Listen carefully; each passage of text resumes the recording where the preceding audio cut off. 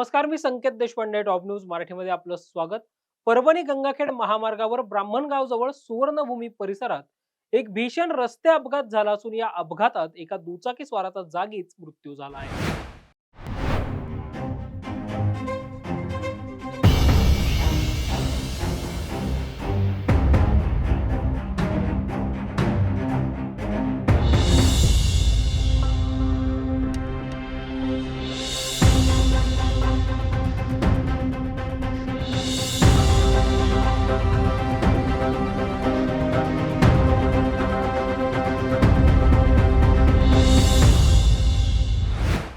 परीक्षित लहाने असं या 35 वर्षीय मृत तरुणाचं नाव असून हा अपघात नेमका कशामुळे झाला हे मात्र अद्याप अस्पष्ट आहे.